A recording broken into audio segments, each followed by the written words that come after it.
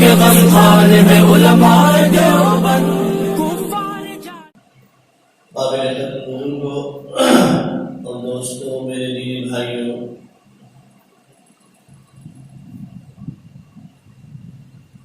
اللہ رب العزت کا بڑا احسان ہے، کرم ہے کہ اللہ پاک نے ہم سب کو اپنی اس عمر عزیز کے اندر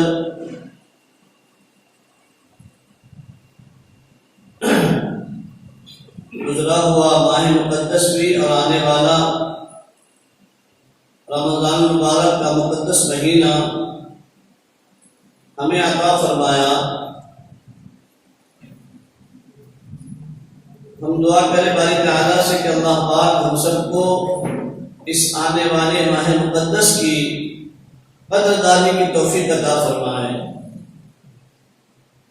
اور جو اللہ اور اللہ کے رسول علیہ السلام کی بشارتیں ہیں اور جن جن انعامات کا مستحق اللہ کے رسول علیہ السلام نے جن انعامات کی خوشخبری اور بشارت دی ہے، اللہ رب العزت ما حقہ ہمیں ان انعامات کا مستحق بنائے۔ رمضان میں زندگی بار بار آیا اور بار بار چلا جاتا ہے، لیکن دوستو اس آنے والے رمضان کو ہم اپنی زندگی کا آخری رمضان سمجھ کر گزاریں۔ جب انشاءاللہ ہماری یہ فکر، یہ تڑپ، یہ بڑھن اور یہ عزم ہوگا، یہ ارادہ ہوگا، اور ہماری زندگیوں میں اس کا احساس ہوگا کہ نہ جانے آئندہ زندگی میں ہمیں رمضان میسر ہوگا کہ نہیں ہوگا، تو موجودہ جو رمضان ہے، جو حال میں رمضان میں ہم گزر رہے ہیں، جس رمضان سے اس رمضان کی، اس ماہ مقدس کی اللہ ہمیں قدردانی کی توفیق دے دے گا۔ یہ جو ماہ مبارک ہے، ہمارے مشائخ فرماتے ہیں کہ اللہ رب العزت نے اس مہینے کو، یعنی رمضان مبارک کو، انسانوں کے لیے روحانی ورکشاپ کا مہینہ بنایا ہے، یہ سروسنگ کا مہینہ بنایا ہے انسانوں کے لیے، اس لیے کہ اللہ جانتے تھے کہ میری امت کے ایسے ایسے افراد امت میں پیدا ہوں گے، کوئی پروفیسر ہوگا، کوئی سرجن ڈاکٹر ہوگا، کوئی انجینئر ہوگا، کوئی ٹیچر ہوگا، ہے نا، پھر ہر ایک کی اپنی اپنی مصروفیات ہوں گی، اپنے اپنے کاموں میں لگ کر الجھ کر یقیناً اللہ کی ذات سے اس کو دوری ہو جائے گی۔ اب اللہ تبارک و تعالیٰ نے چاہا کہ میں اپنے بندے کو قریب کیسے کروں، اور پھر اس بندے کو چونکہ اب وہ 11 مہینے اتنی نیکیوں کے کرنے کا موقع نہیں مل سکا، تو میری نبی صلی اللہ علیہ وسلم کی امت پیچھے رہ جائے گی، اس لیے اللہ رب العزت نے اپنے نبی علیہ السلام کی امت کے لیے خصوصاً یہ رمضان مبارک کا مہینہ عطا فرمایا۔ ویسے روزہ تو دیگر قوموں میں بھی تھا، عیسائیوں کے اندر تو 40 روزے تھے، اگرچہ وہ رکھتے نہیں تھے اور رکھتے نہیں ہیں، ورنہ ان کے مسلک میں 40 روزے ہیں۔ یہودیوں کے یہاں بھی روزہ تھا، اس لیے اللہ تعالیٰ نے فرمایا یا ایھا الذین آمنوا کتب علیکم الصیام کما کتب علی الذین من قبلکم، کہ اے ایمان والو، دیکھو قرآن کریم میں اللہ تعالیٰ نے بار بار اپنے بندوں کو مخاطب ہو کر فرمایا یا ایھا الذین آمنوا، یا ایھا الذین آمنوا۔ ہمارے حضرت پیر صاحب دامت برکاتہ فرماتے ہیں اللہ رب العزت کو کتنا پیار ہے اپنے بندوں سے کہ قرآن مجید کے اندر ایک بار نہیں، ایک بار جو ہے نا 88 مرتبہ اللہ پاک نے اپنے بندوں کو اپنی طرف متوجہ فرمایا، اور ایک پیارا عنوان دے کر یہ فرمایا یا ایھا الذین آمنوا، اے ایمان والو، اے ایمان والو۔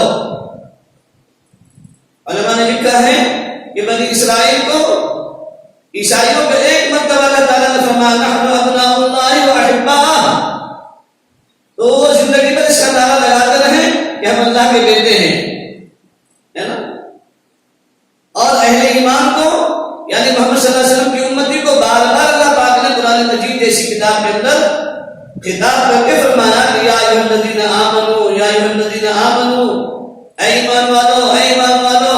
کتنا پیارا عنوان ہے، کتنا پیارا یہ ورڈ اور شبد ہے دوستو.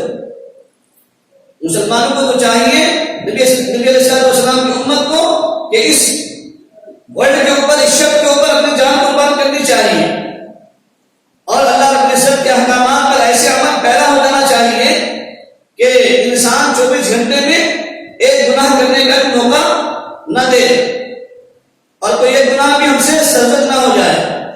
ایسے انسان کو کوشش کرنی چاہیے. اور اس امت کے اندر ایسے اولیاء، ایسے اللہ والے، ایسے ائمہ گزرے ہیں کہ جن کے بارے میں فضائل اعمال کے اندر واقعات موجود ہیں کہ 20-20 سال تک فرشتوں کو گناہ کے لکھنے کا موقع نہیں ملا. کیسی وہ عظیم ہستیاں ہوں گی دوستو؟ وہ کوئی فرشتے نہیں ہیں، وہ کوئی نبی نہیں ہے، وہ بھی ہم جیسے انسان ہیں، وہ بھی اللہ کے نبی صلی اللہ علیہ وسلم کی امت میں ہیں. ایسا انہوں نے اپنے آپ کو اللہ رب العزت کے احکامات پر جمایا اور اس طریقے سے استقامت کے ساتھ میں، پابندی کے ساتھ میں عمل پیرا رہے کہ جس کی وجہ سے فرشتوں کو گناہ کے لکھنے کا موقع نہیں ملا. اللہ ان کی زندگیوں کا کچھ ذرہ، وہ ایک چھینٹا ہماری زندگی کے اندر بھی اڑا دے اور ہمارے قلب پر بھی پڑ جائے، دلوں پر بھی پڑ جائے. اللہ ان کی صفاتوں سے ہمیں بھی مزین فرمائے. تو یہ جو رمضان مبارک کا مہینہ آنے والا ہے دوستو، یہ انسان کے لیے سرکشی کا مہینہ ہے، روحانی ورکشاپ کا مہینہ ہے. گاڑی ہماری چلتی ہے نا، پھر گاڑی کے اندر کوئی خرابی آ جاتی ہے تو اس کو کیا کرتے ہیں؟ ہم گیرج میں لے جاتے ہیں، ورکشاپ کے اندر لے جاتے ہیں تاکہ اس کے اندر جو بھی خرابی آ گئی ہے، جو بھی کچھ کمی بیشی آ گئی ہے، اس کے نٹ وغیرہ ڈھیلے ہو گئے ہیں، اب اس کو گیرج میں لے جا کر مستری کے پاس میں اس کو درست کروا لیتے ہیں تاکہ آگے چل کر یہ چلتے ہوئے پرابلم نہ دے گاڑی. خداوند قدوس نے بھی اپنے بندوں کی انسانی زندگی کے اندر جو کمی بیشی آتی رہتی ہے 11 مہینے کے اندر، یہ رمضان مبارک کا مہینہ ہمیں عطا فرما کر بڑی تعالیٰ نے چاہا کہ میرے بندے کے جو چھوٹے موٹے گناہ ہیں وہ سب کے سب معاف ہو جائیں اور میرا بندہ کلین ہو کر میرے پاس میں آئے. اسی لیے اللہ والے دعا فرمایا کرتے تھے، خود آقا صلی اللہ علیہ وسلم نے دعا فرمائی ہے، تمام صحابہ دعا فرماتے تھے رمضان کی آمد سے پہلے ہی، اللہم بارک لنا فی رجب شعبان وبلغنا رمضان. اے اللہ رجب اور شعبان کے مہینے میں ہمیں برکت عطا فرما اور ہمیں رمضان تک پہنچا دے. یعنی رمضان تک پہنچنے کی دعائیں اور تمنائیں خود کون فرما رہے ہیں؟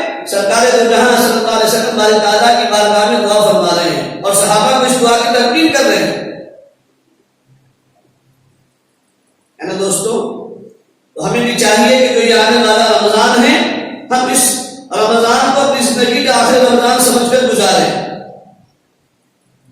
اور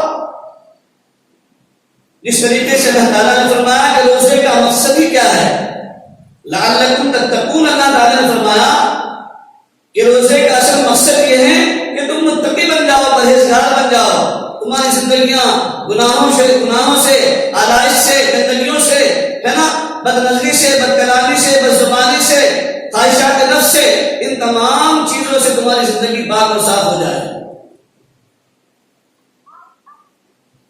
رمضان مبارک کے اندر افطاری کا وقت ہو رہا ہوتا ہے، دسترخوان سامنے رکھا ہوا ہے، گرمی کے زمانے میں طرح طرح کے میوے جات رکھے ہوئے ہیں، پھل فروٹ رکھے ہوئے ہیں، ہے نا، ٹھنڈا شربت بنا ہوا ہے، وہ بھی رکھا ہوا ہے. لیکن جب تک کہ اللہ کے گھر سے منادی کی آواز نہیں آتی، مؤذن کی آواز نہیں آتی، اس وقت تک کہ انسان اس حلال روزی کو استعمال کرنا بھی، کھانا بھی، ایک گھٹ پانی پینا بھی گوارا نہیں کرتا. باری تعالیٰ یہی چاہتے ہیں کہ میرے بندو، جس طریقے سے تم نے رمضان کے اندر حلال روزی سے بھی، حلال کمائی سے بھی، حلال رزق سے بھی، حلال بیوی سے بھی تم نے پرہیز کیا ہے، میں چاہتا ہوں کہ پورے 11 مہینے بھی تم اسی طریقے سے، جیسے ایک مہینہ تم نے حلال غذا سے اپنے آپ کو پرہیز کیا، حلال چیزوں سے پرہیز کیا اور احتیاط رکھا، تم 11 مہینے بھی اسی نہج کے مطابق اپنی زندگی کو گزارنے والے بن جاؤ.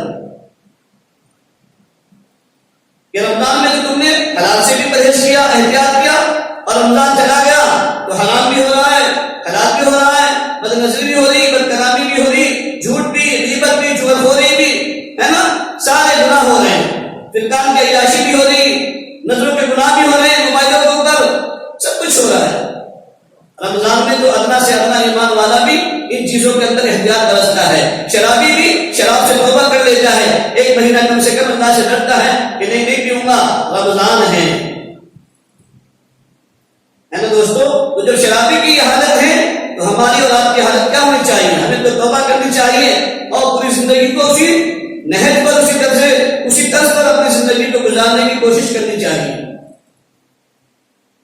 ہارون رشید بادشاہ کے زمانے میں ایک حکیم عیسائی تھے، بڑے حکیم تھے، ہارون رشید بادشاہ کی خدمت میں آئے، مجمع کا جن غفیر تھا،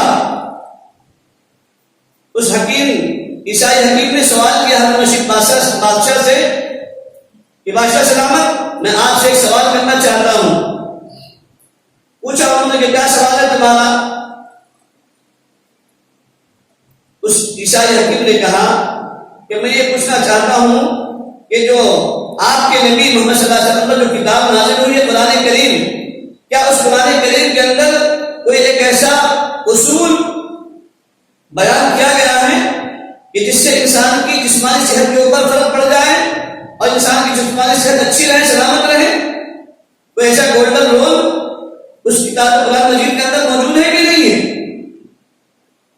ہارون رشید بادشاہ نے سارے مجمع کی طرف مخاطب ہو کر فرمایا کہ بھائی یہ حکیم صاحب کا یہ سوال ہے، اس مجمع میں کوئی اس کا جواب دے سکتے ہیں کہ نہیں؟ ایک پرانے عالم حسین ابن علی کھڑے ہوئے اور وہ کھڑے ہوئے انہوں نے فرمایا کہ ہاں میں اس کا جواب دیتا ہوں۔ کہا کہ کیا اصول ہے قرآن کریم کے اندر؟ محمد صلی اللہ علیہ وسلم پر جو کتاب نازل ہوئی ہے، اللہ کی طرف سے جو قرآن نازل ہوا ہے، اس کتاب کے اندر کون سا گولڈن رول ہے نا، کون سا اصول بیان کیا گیا ہے؟ تو انہوں نے کہا کہ دیکھو ہمارے اللہ نے قرآن مجید کے اندر یہ فرمایا کلوا واشربوا ولا تسرفوا، کلوا واشربوا ولا تسرفوا، کھاؤ اور پیو لیکن فضول خرچی مت کرو، اسراف مت کرو۔ ایٹنگ ہیبٹس جو بولتے ہیں نا، بسیار تھوڑی زیادہ کھانا، یہ زیادہ کھانا ہی انسان کے لیے بیماریوں کی جڑ ہے، زیادہ کھانا ہی انسانوں کے لیے بیماریوں کی جڑ ہے۔ تو قرآن کریم میں اللہ تعالیٰ نے یہ اصول بیان کیا کلوا واشربوا ولا تسرفوا، کہ تمہارا پیٹ، تمہارا معدہ جن چیز کو قبول کرتا ہے نا، اور جیسا قبول کرتا ہے ویسے ہی کھاؤ، زیادہ مت کھاؤ، زیادہ کھاؤ گے یقیناً جو ہے نا پھر تم بیمار پڑ جاؤ گے، اور اس زیادہ کھانے کی وجہ سے انسان بیمار ہوتے ہیں، ہے نا، اس لیے کہ زیادہ کھانے والا ہی پھر کیا ہوتا ہے، اپنی بیماریوں کو ریسیٹ کر رہا ہوتا ہے نا۔ جب ایٹنگ ہیبٹس کی جو ہے عادت پڑ جائے گی تو یقیناً بخود بخود جو ہے نا بیماریوں کو لانا شروع ہو جاتا ہے، پھر کبھی شوگر، کبھی بلڈ پریشر، ہے نا، اور کبھی کچھ کبھی السر، کبھی نہ جانے کیا کیا طرح کی بیماریاں پیدا ہوتی ہیں، وہ سب کی سب جو ہے نا اس کے ذریعے سے ہوتی ہے۔ اسی لیے جماعتوں میں جاتے ہیں نا تو جماعتوں کے اندر بھی اصول بیان کیا جاتا ہے کہ بھائی دیکھو اپنے پیٹ کے 4 حصے بناؤ، ہے نا، 3 حصہ اس کے لیے، ایک حصہ کھانے کے لیے، ایک حصہ پانی پینے کے لیے، ایک حصہ آکسیجن کے لیے رکھو، خالی رکھو، ہے نا، اور ایک حصے کو کیا کرو، بالکل خالی رکھو، ایک حصہ کھانے کے لیے، پینے کے لیے، اور ایک آکسیجن کے لیے، اور ایک بالکل خالی رہے، چوتھا حصہ۔ لیکن آج تو ہمارا حال کیا ہے، ہم تو کھاتے رہتے ہیں، سبحان اللہ پڑھتے رہتے ہیں، جب تک کہ یہاں تک نہ جائے وہ سبحان اللہ بند نہیں ہوتا۔ لیکن میرے آپ صلی اللہ علیہ وسلم نے اتنا بہترین اصول بیان کیا ہے نا۔ پھر انہوں نے پوچھا اس حکیم عیسائی حکیم نے، اچھا یہ بتاؤ کہ کیا تمہارے نبی محمد پیغمبر صلی اللہ علیہ وسلم نے بھی حدیث کے اندر، جو ان کی حدیثیں ہیں اس حدیث کے اندر بھی کوئی اصول بیان کیا ہے، کوئی ایسا گولڈن رول ان کی کتاب کے اندر بھی ہے؟ تو وہ عالم حسین ابن علی پھر کھڑے ہوئے، انہوں نے فرمایا کہ ہاں ہمارے نبی صلی اللہ علیہ وسلم نے اپنی حدیث کے اندر یہ بھی فرمایا ہے کہ انسان کا جو معدہ، جو جگر ہے، جس کو کویت کہتے ہیں، ہے نا، یہ انسان کے لیے تمام بیماریوں کی جڑ ہے۔ تو وہ علی ابن حسین جو وہ عیسائی حکیم تھا، وہ کھڑے ہو کر اس نے اعلان کیا کہ میں آپ کی تمام باتوں سے سہمت ہوں، آپ کی ان باتوں کو میں ایکسپٹ کرتا ہوں، قبول کرتا ہوں، میں ایگری ہوں آپ کی ان باتوں سے. اور آپ کے نبی صلی اللہ علیہ وسلم نے جعلی درست حکیم کے لیے بھی کوئی اصول نہیں چھوڑا جو آپ کے قرآن اور حدیث نے بیان نہ کیا ہو. لیکن اگر بھائیوں ہم اگر حدیث اور قرآن کے اصول پر چلیں گے تو خدا کی قسم ہم ذلیل اور رسوا کسی جگہ پر نہیں ہوں گے. آج ہماری زندگی کو رسوائی کا سب سے بڑا جو واحد ذریعہ ہے اور سبب ہے وہ یہی ہے کہ ہم قرآن اور حدیث کے اصولوں سے ہٹ کر کے اپنی زندگی کو بسر کر رہے ہیں. اسی لیے تو علامہ شبیر احمد عثمانی رحمۃ اللہ علیہ ہمیشہ فرمایا کرتے ہیں کہ دیکھو جب تک کہ تم قرآن سے جڑے رہو گے اور قرآن اصول کے مطابق تمہاری زندگی بسر ہو رہی ہوگی، انشاءاللہ تم کہیں دھوکہ نہیں کھاؤ گے، کہیں مار نہیں کھاؤ گے اور کہیں ذلیل اور رسوا نہیں ہوگے. اور جس دن تمہاری زندگی قرآن اور احادیث کے خلاف بسر ہونی شروع ہو جائے گی، تم ان سے بسر گشت ہو جاؤ گے، ان سے روگردانی کرو گے، قرآن سے بسر گشت ڈال دو گے قرآن کو اور احادیث رسول کو، اسی دن سے تمہاری ذلت و رسوائی اور پسپائی شروع ہو جائے گی. تو یہ آنے والا رمضان ہے، اس مہینے کے اندر اس سے پہلے بھی ہماری زندگیوں میں رمضان گزرا ہے دوستوں، لیکن اس رمضان کو اپنی زندگی کا آخری رمضان سمجھ کر گزارے. ہمارے حضرت قطب الدین صاحب رحمۃ اللہ علیہ بیگام وہ فرمایا کرتے تھے کہ دیکھو بھائی یہ مہینہ مقدس مہینہ ہے، ایسا شان مہینہ ہے کہ یہ صرف امت محمدیہ ہی کو ملا ہے، کسی اور امت کو نہیں ملا ہے. اور کتنے بہترین اصول اس کے اندر فرمائے ہیں، ہے نا. تو رمضان کے اندر سب سے بہترین سب سے پہلا جو عمل ہم سب کے لیے امت محمدیہ کے لیے وہ یہ ہے کہ ہم اس رمضان المبارک کے روزے کو اہتمام کے ساتھ رکھنے والے بنے. ہے نا. جب انسان رمضان مبارک کا روزہ ایک مہینہ پابندی کے ساتھ میں، ہے نا، اور اللہ کے رسول صلی اللہ علیہ وسلم کے بتائے ہوئے طریقے کے مطابق رکھے گا تو بھی انشاءاللہ اس کی 11 مہینے کی زندگی کے اندر جو ہے نا یہ ایک مہینے کا روزہ سرکولیشن میں کام کرتا رہے گا. ہے نا. دیکھو سارے دنیا کے ڈاکٹر متفق ہیں کہ جب انسان صبح میں اٹھتا ہے نا تو اس کا شوگر لیول کنٹرول میں رہتا ہے. اسی لیے اللہ تعالیٰ نے فجر کی نماز 10 رکعت 6 رکعت نہیں کی. کتنی رکعت ہے؟ صرف 4 رکعت ہی. یہ 4 رکعت کے ذریعے سے ہی تمہارا ایکسرسائز ہو جائے گا اور تمہاری شوگر جو لیول ہے نا، شوگر کی جو لیول ہے وہ کنٹرول میں رہے گی. اس لیے 40 رکعت فجر میں، ہے نا. اور یہ بہترین ایکسرسائز ہے دوستو اہل ایمان کے لیے. بڑے بڑے ڈاکٹرز اس پر ریسرچ کر کے کہتے ہیں کہ اگر مسلمان پابندی کے ساتھ ہی نماز کا پابند ہو جائے تو بھی اس کو زیادہ ڈائبٹیز کی گولی لینے کی ضرورت نہیں پڑے گی، اس کو ٹینشن کی اور جو ہے نا گولی لینے کی کیپسول لینے کی ضرورت نہیں پڑے گی. تمہارا محمد پیغمبر صلی اللہ علیہ وسلم نے اتنا بہترین اصول تم کو دیا ہے کہ تم اس پر جو ہے نا پابندی کے ساتھ میں، استقامت کے ساتھ میں عمل کرنے والے بنو تو آدھی بیماریاں تمہارے یوں ہی نکل جائے گی، ختم ہو جائے گی. ہے نا دوستو. پھر ظہر کے اندر اللہ تعالیٰ نے کتنے رکعت مقرر کی؟ 12 رکعت. کیوں؟ اس لیے کہ اس وقت میں صبح میں ناشتہ بھی ہو گیا تو ناشتے کے بعد میں بھی پھر حضور صلی اللہ علیہ وسلم نے کیا فرمایا؟ چاشت کی نماز پڑھ لو، ہے نا، تو بھی ایکسرسائز ہو جائے گا. لیکن چاشت اکثر ہوتی نہیں، لیکن دوپہر کے کھانے کے بعد میں، ہے نا، کیا فرمایا کہ یہاں پر 12 رکعت پڑھنی ہے. کیوں؟ اس لیے کہ اب شوگر کی جو لیول ہے نا وہ ہائی ہو جاتی ہے، زیادہ ہو جاتی ہے. اب اس شوگر لیول کو کنٹرول کرنے کے لیے اس کا ایکسرسائز اللہ کے نبی صلی اللہ علیہ وسلم نے فرمایا کہ 12 رکعت نماز پڑھو تو تمہارا شوگر لیول جو ہے نا کنٹرول میں رہے گا. ہے نا. اب پھر اس کے بعد میں انسان چونکہ کام دھندے میں لگ جاتا ہے نا، تھوڑا آرام کرتا ہے، اس کے بعد میں دکان ہے، یہ ہے، دیگر کام کاج ہے، اس میں لگ جاتا ہے. اسی لیے پھر کیا فرمایا؟ اب عصر کی نماز اور پچھلے طور پر جو ہے نا 4 رکعت یہ غیر سنت مؤکدہ ہے، سنت غیر مؤکدہ. اللہ کے نبی نے فرمایا پڑھیں گے تو ثواب ملے گا، نہیں پڑھنے پر گناہ نہیں ہے. لیکن 4 رکعت تو فرض ہے، وہ تو پڑھنا ہی پڑھنا ہے. اب چونکہ ایکسرسائز کی وجہ سے، چلنے پھرنے کی وجہ سے پھر تمہارا شوگر لیول کنٹرول میں رہا ہے تو اب کیا کرو؟ 8 رکعت ہی پڑھو بس، اپنا 12 نہ 17. ہے نا. پھر مغرب میں کیا فرمایا کہ اب چونکہ بریک فاسٹ کا زمانہ ہے نا، چلن ملائی یہ سب چلتی ہیں. تو اب اس کے لیے پھر مغرب میں کیا فرمایا کہ 6 رکعت ہے، 3 رکعت فرض، 2 رکعت سنت، 2 رکعت نفل، اور پھر اس کے علاوہ 6 رکعت اوابین، یہ پڑھو. لیکن اوابین تو اب تو ہماری زندگیوں سے معلوم ہی ہو گیا ہے. ہم تو صرف فرض پر اکتفا کرتے ہیں، سنت بھی بہت کبھی اللہ کے بندے پڑھنے والے رہ گئے، ورنہ تو سنت بھی زندگیوں سے نکل گئی. اور وہ بھی سنتیں موقعہ ہیں. مغرب کے بعد کی فرض کے بعد میں جو 2 رکعت سنت ہے دوستو، یہ موقعہ ہے، ہم اس کو بھی نہیں پڑھتے. پھر اس لیے اب عشاء کے بعد میں 17 رکعت کیوں؟ حالانکہ ظہر میں بھی کھانا کھایا تھا نا، اور یہاں بھی کھانا کھانا ہے، لیکن اب اس کے بعد میں 17 رکعت کیوں ہے نا؟ خود آقا صلی اللہ علیہ وسلم نے فرمایا اسی لیے کہ دوپہر میں جو اس کا شوگر لیول کنٹرول ہو سکتا تھا، وہ اس وجہ سے کہ کھانے کے بعد میں اب تھوڑا سا اس نے آرام کیا، پھر اپنے کاروبار میں چلنے پھرنے میں ایکسرسائز میں لگ گیا، تو جس کی وجہ سے اس کا شوگر لیول کنٹرول میں رہا. اب چونکہ ایٹنگ کے بعد میں کیا کرے گا؟ سوئے گا ہی نا. اب کہاں نبی صلی اللہ علیہ وسلم کے سنت پر عمل ہے؟ ہمارا عمل نبی صلی اللہ علیہ وسلم کی سنت پر ہے کیا؟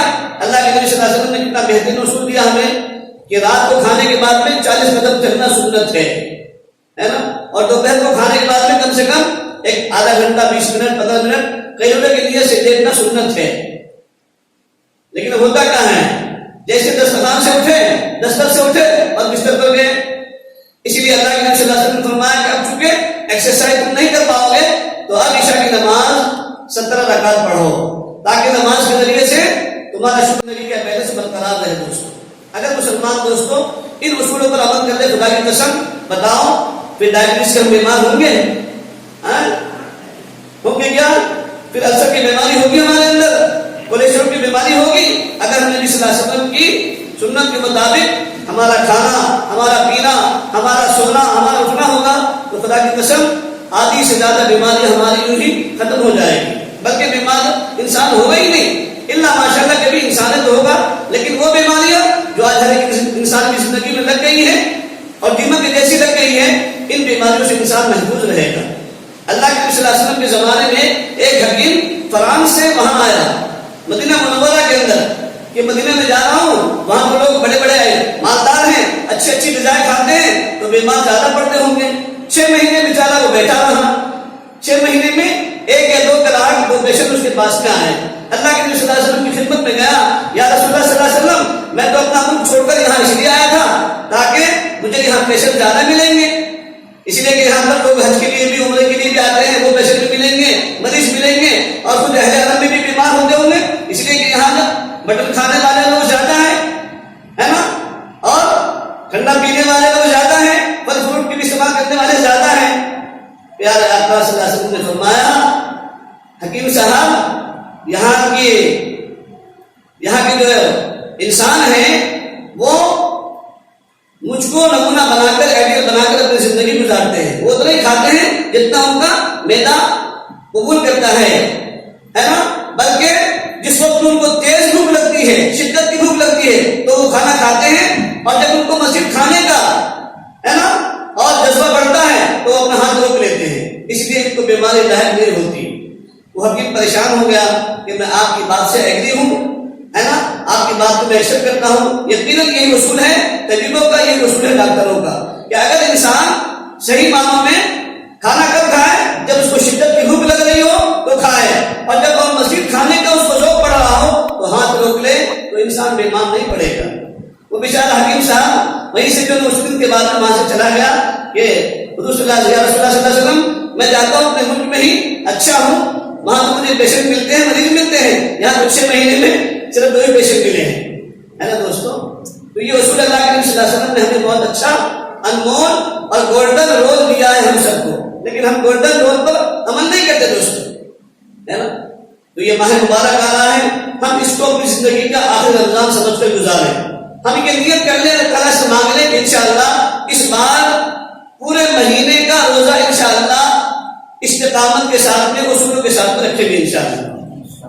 اور دوسری چیز کہ پورے رمضان کے اندر روزہ تو رکھیں گے، لیکن انشاءاللہ روزہ وہ روزہ کہ جس روزے کا مطالبہ اللہ نے کیا ہے، اس روزے کا مطالبہ اللہ کے نبی صلی اللہ علیہ وسلم نے فرمایا ہے کہ وہ روزہ ہوگا جو غیبت سے، چغلخوری سے، بد کلامی سے، بد زبانی سے، ہے نا، عیاشوں کے گانے سننے سے.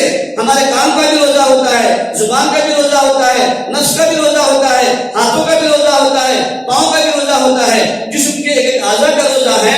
اللہ تعالیٰ میں آپ سے دعائیں مانگتا ہوں، دعا کرتا ہوں کہ اللہ تعالیٰ مجھے غیبت سے بھی، چغلخوری سے بھی، چھوٹے بڑے ہر گناہ سے اللہ میرے روزے کے اندر میری حفاظت فرما.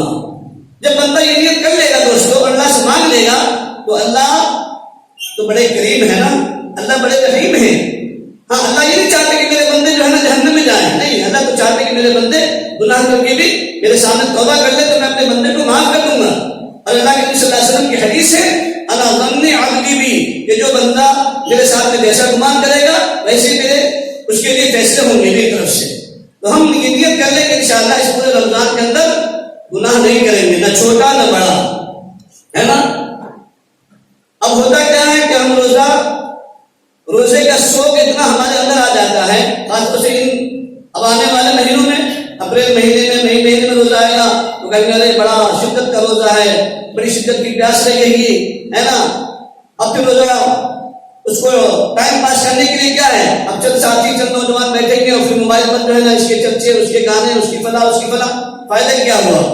یہ روزہ گزارنا ہوا، روزہ رکھنا نہیں ہوا. روزہ تو اصل وہ ہے جو ان تمام چیزوں سے، علائشوں سے، لایانی سے، ہے نا، پاک اور صاف ہوگا، وہ روزہ ہوگا، ہے نا دوستو. تو انشاءاللہ ہم اس کی نیت کر لیں اور دعا بھی مانگیں گے انشاءاللہ. نیت بھی کرتے ہیں نا کیسا روزہ رکھیں گے انشاءاللہ جو ہمارے تمام گناہوں سے پاک اور صاف ہو. تیسری چیز کہ رمضان مبارک کے اندر پورے رمضان یعنی 29 رات کی تراویح ایک الگ سنت ہے، اور پورے قرآن شریف کا سننا یہ الگ سنت ہے. ہم لوگوں نے اب کیا بنا لیا، اپنے نفس کا کھیل. 3 دن میں تراویح ہو رہی ہے، ختم قرآن ہو رہا ہے، چلو وہاں پڑھیں گے، اب تراویح سے آگے معاف. 10 دن میں تراویح پڑھ لیتے ہیں، اس کے بعد میں چھٹی نہیں. ترک تراویح کا گناہ آپ کو ملے گا، ترک کلام کا بھی گناہ آپ کو ملے گا. اگر آپ نے پورا قرآن شریف نہیں سنا، ہے نا، قرآن آپ کا چھوٹ گیا تو جس دن کا چھوٹا اتنا گناہ آپ کے ذمہ باقی رہا. اور اگر تراویح ایک دن کی بھی چھوٹ گئی تو وہ تراویح اس کا گناہ بھی آپ کے ذمہ باقی رہے گا. یہ نہیں کہ آپ نے 3 دن اور 7 دن تراویح پڑھ لی تو آپ پورے مہینے کی تراویح پر پورے مہینے کی بقیہ مہینے کی تراویح آپ کو معاف ہو گئی، تو ایسا نہیں ہے دوستو. بلکہ پورے مہینے کی تراویح یہ الگ سنت ہے، اور پورے قرآن شریف کا سننا یہ ایک الگ سنت ہے. اور اب تو پورے مہینے کی تراویح سنتے بھی کیسے ہیں، 2 صف آگے کی، ہے نا، تکبیر تہجمہ کے ساتھ میں کھڑی رہتی ہے، اور تیسری صف میں آدھے لوگ وضو خانے پر، آدھے صحن میں، اور کچھ بھی موبائل میں، کچھ گفتگو میں. جیسے امام رکوع میں جاتے ہیں تو ہم کیا کرتے ہیں، رکوع میں شامل ہو جاتے ہیں. علماء نے لکھا ہے آپ کو جتنا وہ قرآن شریف پڑھا گیا پوری رکعت میں، وہ قرآن شریف آپ کا ترک ہو گیا، چھوٹ گیا، اس کا گناہ آپ کے ذمہ باقی رہ گیا. آپ کو پورے قرآن شریف کا ثواب نہیں ملے گا. پورے قرآن شریف کا ثواب جب ہی ملے گا جب آپ شروع سے ہی تراویح میں شریک رہیں گے، ہے نا. تو اس کی بھی کوشش کریں گے انشاءاللہ ہم پورے مہینے کی تراویح اہتمام کے ساتھ میں پڑھیں گے انشاءاللہ. پڑھیں گے نا. اگر کوئی کاروبار بزنس میں اتنا مشغول ہے کہ پورا قرآن شریف سننا اس کے لیے مشکل ہے تو وہ 10 دن میں قرآن شریف سن لیں، یہ الگ بات ہے. لیکن پھر بھی وہ 10 دن کی تراویح ہم کو معلوم ہے کہ کیسے پڑھا جاتا ہے اور کیسا ہم سنتے ہیں. اللہ ہمیں معاف فرمائے. یہ ہم نے اپنے نفس کے چوچلے بنا لیے ہیں، ہے نا، سہولت کے لیے. حالانکہ شریعت میں ایسی کوئی سہولت نہیں اس طریقے کی. ہاں، وہ زمانہ تھا صحابہ کا، وہ زمانہ تھا مولانا اجاز صاحب رحمۃ اللہ علیہ کا کہ ان کے یہاں 3 دن ختم ہوتے تھے، 10 دن میں ختم ہوتا تھا. لیکن ان کی تراویح 9 بجے شروع ہوتی تھی اور شہر کے وقت ختم ہونے سے 1 گھنٹہ پہلے ان کی تراویح ختم ہوتی تھی. اتنا ترتیب سے، ہے نا، آہستہ آہستہ قرآن پڑھا جاتا تھا. لیکن اب ہماری 10 دن کی تراویح میں ہم خود اندازہ لگائیں کہ پڑھنے والا کیا پڑھ رہا ہے بیچارہ اور سننے والے کو کیا سمجھ میں آ رہا ہے. اب تو ہماری اسپیچ اور جو میں دوڑ اس پر لگتی ہے کہ بھائی جہاں پر فاش تراویح ہوتی ہے ریل حافظ صاحب ہونا چاہیے، اس ریل حافظ صاحب کے پیچھے بھاگیں گے. اور مسجد قاسم میں نہیں بولا وہ امام صاحب ہلو پڑھتے، بہت دیر لگاتے، جی بہت دور جاتے. تو دوستو علم اتنا ہی ہے یہ تو اللہ رب العزت کی طرف سے ہے نا ہمارے لیے سعادت ہے کہ اللہ رب العزت ہمارے گناہوں کو بخش رہا ہے، اور چھوٹے چھوٹے معمولات پر، چھوٹے چھوٹے عمل پر جو ہے نا بڑے بڑے پہاڑوں کے برابر جو ہے اجر ہمارا نامہ عمل میں لکھا جا رہا ہے۔ اب بار ہم سنتے ہیں کہ رمضان کے اندر ایک فرض پڑھیں گے تو 70 فرضوں کے برابر ثواب آپ کے نامہ عمل میں لکھا جائے گا، اور ایک نفل پڑھیں گے تو ایک فرض کے برابر ثواب آپ کے نامہ عمل میں لکھا جائے گا۔ 1 روپیہ خرچ کریں گے تو 7 روپے سے لے کر 70 روپے تک آپ کے نامہ عمل میں آپ کے لیے ثواب لکھا جائے گا۔ بقیہ رمضان کے علاوہ وہ اجر اور وہ بھاؤ نہیں ملے گا جو رمضان کا بھاؤ ہے، اس لیے کہ رمضان کے اندر ہر عمل کی قیمت ہے نا، ہر عمل کا بھاؤ بڑھ جاتا ہے، دگنا ہو جاتا ہے۔ جیسے ہمارے لیے دنیا کمانے کا سیزن ہوتا ہے نا، عام والوں کے لیے عام کے زمانے میں ہے نا، اور دکان والوں کے لیے دکان میں، ہولی میں، دیوالی میں، رمضان میں، بقرعید میں بھاؤ بڑھتا ہے چیزوں کا، ایسے ہی ایمان والوں کے دوستوں رمضان کے اندر ہر عمل کا بھاؤ اللہ تعالیٰ بڑھا دیتے ہیں۔ اور یہ کیوں بڑھاتے ہیں؟ میں نے شروع میں عرض کیا کہ اللہ کے نبی صلی اللہ علیہ وسلم کو رنج ہوا تھا نا کہ امتوں کی عمریں بہت ہوئی، 100 سال 200 سال 500 سال، اور میری امت کی عمر بہت تھوڑی ہوگی، 60 سال 70 سال، تو وہ تو ان کی نیکیوں کا مقابلہ نہیں کر سکتے، ہم پلہ نہیں ہو سکتے۔ تو اللہ نے اپنے رسول صلی اللہ علیہ وسلم کو تسلی دی اور فرمایا اے نبی جی آپ کو ٹینشن لینے کی اور گھبرانے کی ضرورت نہیں ہے، ہم آپ کی امت کے لیے ایسی راتیں، ایسا دن اور ایسا مہینہ عطا فرما دیں گے کہ اگر آپ کی امت ان مہینوں کو اکرام کے ساتھ میں، اہتمام کے ساتھ میں ہے نا اس کی قدر کر لے گی اور اہتمام کے ساتھ میں ان مہینوں کی عبادت کر لے گی تو ان سے بھی ہے نا آگے آپ کی امت بڑھ جائے گی۔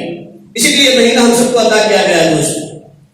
تو 3 چیزیں ہو گئی، تراویح کا اہتمام کریں، روزے کا اہتمام کریں، اور تیسری چیز قرآن کریم کے پڑھنے کا اہتمام کریں۔ اسی لیے کہ قرآن کریم کو رمضان سے لگاؤ ہے نا، ہاں تو قرآن کریم جتنا زیادہ سے زیادہ ہو سکے اس ماہ مقدس کے اندر پڑھنے کی عادت ڈالیں۔ قرآن کریم کا حق تو یہ ہے کہ سال میں کم از کم 2 ختم ہونا چاہیے۔ حضرت عبداللہ بن عمر بن عاص رضی اللہ تعالیٰ عنہ فرماتے ہیں کہ میں روزانہ رات بھر عبادت کرتا تھا اور دن بھر تلاوت قرآن کرتا تھا۔ اللہ کے رسول صلی اللہ علیہ وسلم کے سامنے صحابہ نے ان کی شکایت کی کہ یا رسول اللہ صلی اللہ علیہ وسلم یہ ہمارے بھائی عبداللہ بن عمر بن عاص جو ہے نا رات بھر عبادت کرتے ہیں پھر دن بھر تلاوت قرآن کرتے ہیں، روزانہ قرآن شریف ختم کرتے ہیں، کیا کیا جائے؟ لایا گیا آپ کو اللہ کے نبی صلی اللہ علیہ وسلم کی خدمت میں۔ اللہ کے نبی صلی اللہ علیہ وسلم نے پوچھا عبداللہ بن عمر بن عاص کیا یہ عمل کرتے ہو؟ فرمایا کہ ہاں رسول اللہ یا رسول اللہ صلی اللہ علیہ وسلم میں یہ عمل کرتا ہوں کہ رات بھر عبادت میں رہتا ہوں، نمازوں میں، ذکر تلاوت میں، اور دن بھر جو ہے نا قرآن کریم کی تلاوت فرماتا ہوں۔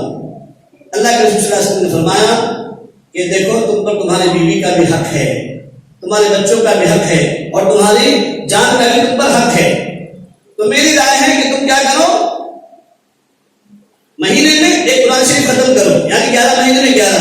کہا یا رسول اللہ میں اس سے بھی زیادہ کی طاقت رکھتا ہوں، میں اس سے زیادہ کی طاقت رکھتا ہوں۔ انہوں نے فرمایا چلو ہے نا 2 کر لو۔ کہا کہ یا رسول اللہ نہیں، فرمایا چلو آخر میں ہفتے میں 7 دن میں قرآن شریف ختم کیا کرو، ہے نا 7 دن میں ایک قرآن شریف ختم کیا کرو۔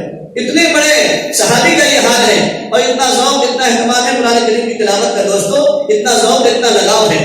امام اعظم ابو حنیفہ رحمۃ اللہ علیہ رمضان کے اندر 61 قرآن شریف پڑھا کرتے تھے، ہے نا 61 قرآن شریف، ایک رات میں ایک دن میں، ایک رات میں ایک دن میں، اور ایک قرآن شریف پورے 29 دن کی تراویح میں۔ امام شافعی رحمۃ اللہ علیہ بھی 7 قرآن شریف پورے رمضان میں پڑھا کرتے تھے، ایک قرآن شریف دن میں، ایک قرآن شریف رات میں۔ ہم نے تو ان کو نہیں دیکھا، لیکن دوستو ہم نے اس زمانے کے اپنے بزرگ، اپنے پیر و مرشد ولی کامل حضرت قطب الدین صاحب اللہ رحمۃ اللہ علیہ بیلگام کے جو میرے شیخ تھے، ہم نے ان کو دیکھا ہے کہ رمضان کا دن اشرے میں اعتکاف میں آنے کا موقع ملا تو 3 روز کے لیے، تو حضرت بیلگام رحمۃ اللہ علیہ نے فرمایا الحمدللہ بیٹا روزانہ پورے رمضان میں قرآن شریف ختم کرتا ہوں۔ میں کہا ترتیب کیسے ہو جاتا ہے؟ کہنے لگے بیٹا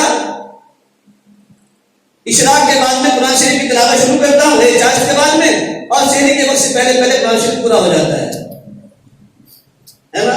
وہ تو دور خیر قرون کا دور تھا، امام شافعی کا، امام اعظم ابو حنیفہ کا، یہ 15ویں صدی کے بزرگوں کا اور یہ اللہ کے دیکھا اپنی آنکھوں سے. ہے نا دوستو, ہمارے لیے بھی کوئی مشکل نہیں 2 پارے پڑھنا.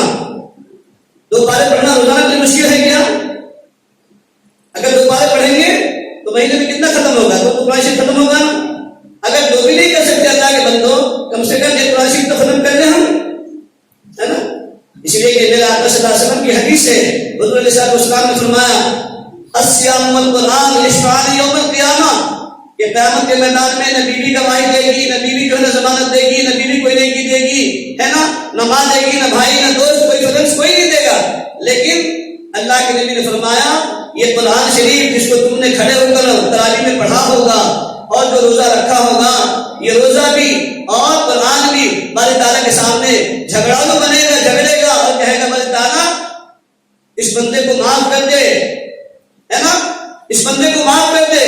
کیوں؟ اس لیے کہ اس نے مجھے اپنے سینے سے لگایا, یہ راتوں میں میری تلاوت کرتا تھا اور دن میں تیرا روزہ رکھتا تھا, کھانے پینے سے اپنے آپ کو پابند رکھتا تھا. اللہ میری سفارش اس کے حق میں قبول فرما. علماء نے لکھا ہے جب روزہ اور قرآن شریف باری تعالیٰ کی بارگاہ میں جا کر جھگڑا کرے گا, اللہ سے کہیں گے اے باری تعالیٰ اگر آپ میری سفارش اس بندے کے حق میں قبول نہیں کرتے تو مجھ کو اپنے قرآن سے نکال دیں. علماء فرماتے ہیں کہ کیا اللہ قرآن کی آیت کو قرآن سے نکال دیں گے؟ نہیں نکالیں گے. فرمایا اس بندے کی سفارش اس قرآن کی بنا پر جو ہے نا قبول فرمائیں گے. لیکن کب ہوگا دوستو؟ جب ہم نے تراویح کے اندر قرآن شریف کو اہتمام کے ساتھ چنا ہوگا, یا اہتمام کے ساتھ پورے رمضان میں قرآن شریف کو ہم نے پڑھا ہوگا. اور ایک حرف کے بدلے میں 10 نیکیاں. الف لام میم یہ ایک حرف نہیں ہے, الف الگ ہے 10 نیکی, لام الگ ہے 10 نیکی, میم الگ ہے 10 نیکی. کتنی نیکیاں مل گئی؟ 30 نیکیاں صرف الف لام میم کے پڑھنے پر. اور پورا قرآن شریف پڑھیں گے دوستو کتنا بڑا اجر پائیں گے, ہے نا. تو قرآن شریف کی تلاوت کا اہتمام رکھیں انشاءاللہ. پڑھیں گے نا, تلاوت کریں گے نا انشاءاللہ. ہاں کوشش کریں کہ کم سے کم 2 قرآن شریف ہم پڑھ لیں. اتنا نہیں کر سکتے تو کم از کم روزانہ 1 پارہ ہی صحیح تو پورے رمضان میں قرآن شریف تو پڑھ لیں گے نا انشاءاللہ, ہے نا. اس سے مرحومین کی روح بھی خوش ہو جائیں گے, آپ بھی خوش ہو جائیں گے. اور پھر چونکہ قرآن شریف اللہ کی ذات سے نکلا ہوا کلام ہے, براہ راست اللہ کا کلام ہے, اللہ خوش ہوں گے آپ کے پڑھنے پر, ہے نا. اس لیے تو مشائخ فرماتے ہیں نا کہ نیت کرنا چاہیے تلاوت قرآن کے وقت میں باوضو ہونے کے بعد میں اللہ تیرا کلام ہے نا, میں اس کو پڑھ رہا ہوں تو سن رہا ہے, اے اللہ مجھے ویسے پڑھنے کی توفیق دے جیسے کہ تیرے کلام پاک پڑھنے کا حق ہے, ایسا مجھے توفیق دے. اور جس کو قرآن شریف پڑھنا نہیں آتا دوستو, علماء نے اس کے لیے بھی ترتیب فرمائی کہ دیکھو آپ وضو کر لو, آؤ مسجد میں بیٹھو, قرآن شریف کھولو اور ہر آیت کے اوپر انگلی ہے نا پھیرتے ہوئے چلے جاؤ اور کہو باری تعالیٰ یہ ساری آیت آپ کی حق ہے, اللہ یہ بھی حق ہے, یہ بھی حق ہے, اللہ یہ حق ہے, یہ حق ہے, اتنے کہتے چلے جاؤ.